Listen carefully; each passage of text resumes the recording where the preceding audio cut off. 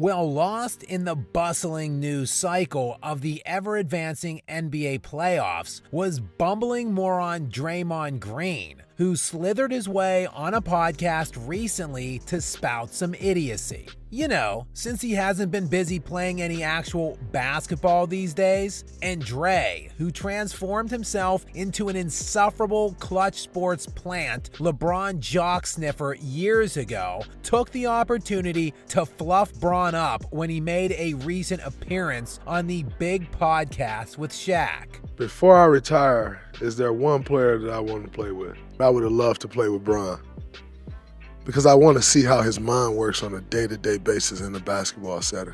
And yeah, it is unsurprising that Green, a glorified enforcer rocking 8-point-per-game career NBA averages, who has been reduced to sycophantic hype man for his once biggest rival, would slob LeBron any chance he got. When I look at guys with IQ, I think that's one of the best things about Bron is his IQ.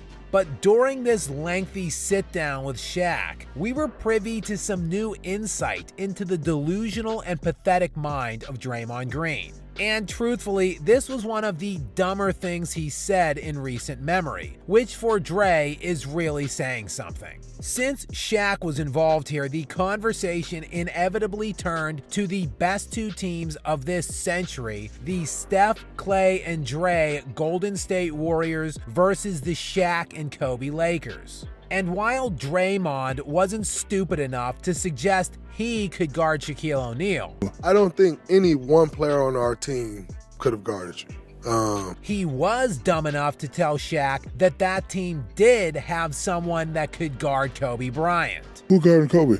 And Shaq, who goes back and forth quite a bit with Dre and gets a bit contentious on just who would have won a potential series between these two teams, and then we got to fight, is rendered absolutely speechless at the implications that Klay Thompson could guard Kobe Bryant. Who guarded Kobe? Clay. And one of the most insane revisionist lies, not just in the NBA, but in all of sports in general, is that Kobe Bryant was carried to those 3 championships. That any number of other contemporary guards during that span of time could have essentially been plugged and played into that lineup, and those Lakers teams were still going to win anything. An absolute ludicrous assertion, as Bryant was easily the best full-court perimeter player walking planet Earth during the last 5 years of the 8-year span of time that he played with Shaq, which of course encompassed all 4 of their finals appearances.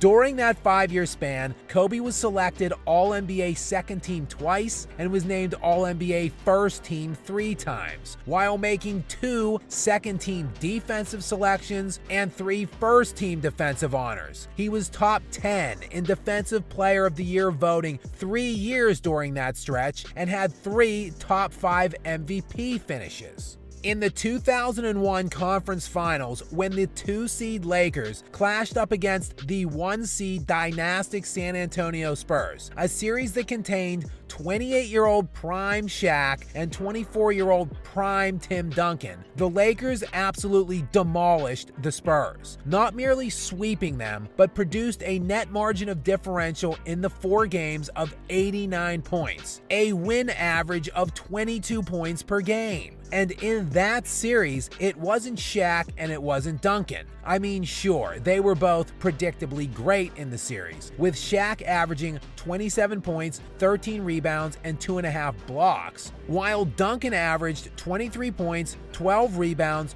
4 blocks, and 4 assists during the series. But nah, it wasn't either of them. It was 22-year-old Kobe Bryant, who was easily the best player on the floor during that series, dropping a line of 33 points per game, 7 rebounds, 7 assists, and 1.5 steals on 51.5% shooting from the field. And this wasn't the 2020s, kids. Teams weren't jogging up and down the court making uncontested layups. They were actually still defending back then. League-wide playoff scoring averages that season was only 93.5 points per game. to really put that 33-point per game average in perspective. Bryant was a force of nature for those early 2000s Lakers. Shaquille O'Neal, credited for being the most dominant player ever, had a long and successful career, playing 20 NBA seasons and making an All-Star team and an All-NBA team as late as his 18th season. And he also played with an embarrassment of riches from a supporting cast standpoint along the way, playing with first-team All-NBA guard Penny Hardaway before teaming with Bryant, and going on after his LA stint with Kobe to play with various other historical all-time greats, including a young, ascending Dwayne Wade, MVP Steve Nash and the Phoenix Suns, prime MVP LeBron James, and the Boston Celtics Big Three. Despite playing with all of those greats, Shaq managed to get swept an NBA record 6 times throughout the course of his NBA career, while making only 2 finals appearances and winning exactly 1 title in 12 years without Kobe Bryant. Yet when playing with Kobe for 8 years, they went to 4 finals and won 3. Didn't just simply win 3 though, it was 3 straight. A feat which has not been duplicated in the over 20 years since they accomplished it. In fact, since the ABA-NBA merger in 1976, nearly 60 years ago, there have been only 3 teams that have ever done it. Michael Jordan twice, and that Shaq and Kobe team.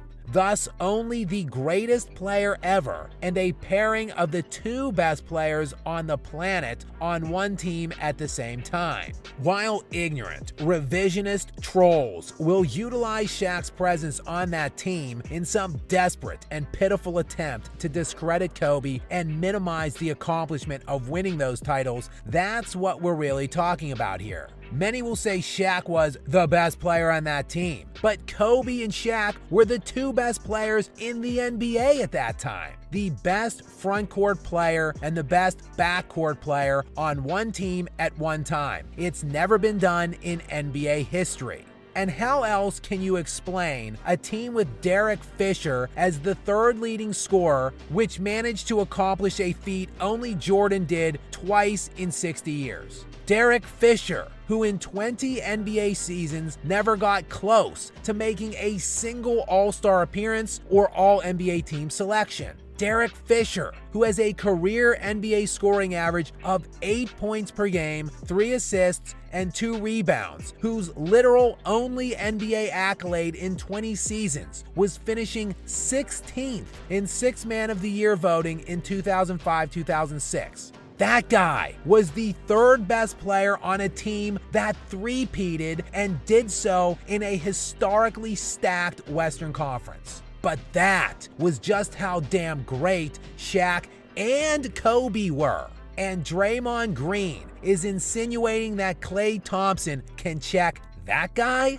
The greatest offensive force for nearly a 15-year span. A guy who played in the dead ball era of NBA basketball and is still top 3 all-time in career 40, 50, and 60-point games. Klay Thompson, who made 1 All-NBA second-team defense in his entire career. Draymond needs to take Kobe's name out his mouth. And the vast array of uneducated frauds out there peddling their revisionist lies need to start giving the late, great Kobe Bryant his damn respect.